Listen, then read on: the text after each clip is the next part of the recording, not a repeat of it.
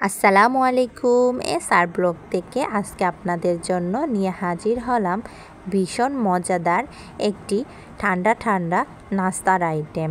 আর এটা আপনারা মেহমান আসার 2-1 ঘন্টা আগে বানিয়ে ফ্রিজে রেখে দিবেন। ঠান্ডা ঠান্ডা খেতে ভীষণ ভালো লাগে। তো আমি সময় কম ছিল বলে আমি 1 লিটার দুধকে জাল দিয়ে মাত্র 2 কাপ করে নিয়েছি। এবার ওই দুধের মধ্যে হাফ কাপ গুঁড়ো দুধ এবং কিছুটা চিনি, অল্প একটু লবণ এবং 1 টেবিল চামচ সুজি দিয়ে নেড়ে ছেড়ে এটাকে আঠালো করে নিব। আর অনবরত নাড়তে থাকবো যেন নিচে না লেগে যায়। আর এই যে নাড়তে নাড়তে একটা আঠালো ক্রিমের মতো হয়ে গেছে। আমার আরেকটু ক্রিমি দরকার বা আঠালো দরকার। আমার মোটামুটি হয়ে গেছে, দেখুন পেচুলারের সাথে উঠে এসছে। এরকম আঠালো হলে একটা বাটির মধ্যে ঢেলে নিব। আর এটা যদি কড়াইয়ে থাকে আরও শক্ত হয়ে যাবে। তো আমি একটা বাটির মধ্যে তুলে নিয়েছি। এবার নিয়ে নিয়েছি কয় পিস পাউরুটি। আপনারা চাইলে আর একটু বড় পাউরুটিও নিতে পারেন। আজকে আমার কাছে এটুকুই ছিল, তাই আমি এই সাইজেরটা নিয়ে একটু বেলুনি দিয়ে চেপে চেপে একটু সমান করে নিয়েছি এবং চতুর্দিক একটা নাইফের সাহায্যে কেটে নিব। আর এই চতুর্দিকটা ফেলে দিব না, আমরা অন্য রেসিপিতে ব্যবহার করতে পারবো ব্রেড গ্রাম হিসেবে। তো আমি সবগুলি সাইড সুন্দর করে কেটে নিব। আপনারা হয়তো দেখেই বুঝতে পারবেন।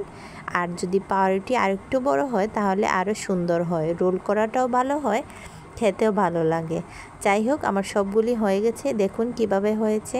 এবার চলে যাব, একটি আম নিলাম এবং এই আমটা যেন খুবই কালার সুন্দর এবং ঘ্রাণ আম হয়, তাহলে খুবই ভালো লাগে। এবার আপনারা চাইলে টুকরো টুকরো করে ব্লেন্ডার করে নিতে পারেন। আমি আর এত ব্লেন্ডারে ঝামেলায় গেলাম না। হাত দিয়ে সুন্দর করে চেটকে চেটকে এটা থেকে পিউরি বের করে নিলাম।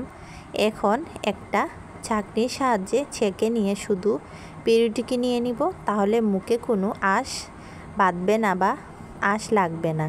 তো সুন্দর করে চেপে চেপে নিয়ে নিব। আর আমার মোটামুটি সবগুলি পিউরি বের হয়ে গেছে।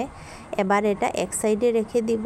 চলে যাব, আমি যে ক্রিমটা বানিয়ে রেখেছিলাম এটাকে একটু লম্বালম্বি করে নিয়ে একটা পাউরুটি দিয়ে রোল করে নিব। এই দেখুন, আপনারা হয়তো দেখলেই বুঝতে পারবেন, খুবই সহজ। একটা একটা করে আমি বাকি সবগুলি করে নিব। আর যদি একটাও মাঝে মধ্যে ভেঙেও যায় সমস্যা নেই, কারণ আমরা ভিতরে ক্রিম আর বাহিরে যে আবরণটা দিব তাতে আপনারা দেখাই যাবে না, আর খেতেও খুবই সফট। তো এবার আমি আমের পিউরির সাথে কিছুটা ঘন দুধ গুলে নিয়েছি, গুঁড়া দুধকে দিয়ে এর সাথে মিশিয়ে নিয়েছি। এবং এই যে আমার একটু হালকা পাতলা হলে ভালো হয়। এবার একটা কাপের মধ্যে নিয়ে উপর থেকে সুন্দর করে পুরাটা ঢেকে দিব, এবং যাতে না দেখা যায়, তাহলে বোঝা যাবে না কি আছে, আর দেখতেও খুবই সুন্দর লাগে। তো আমার হয়ে গেছে। উপরে কয়টা কালো কালো কিশমিশ দিয়ে পরিবেশন করলাম।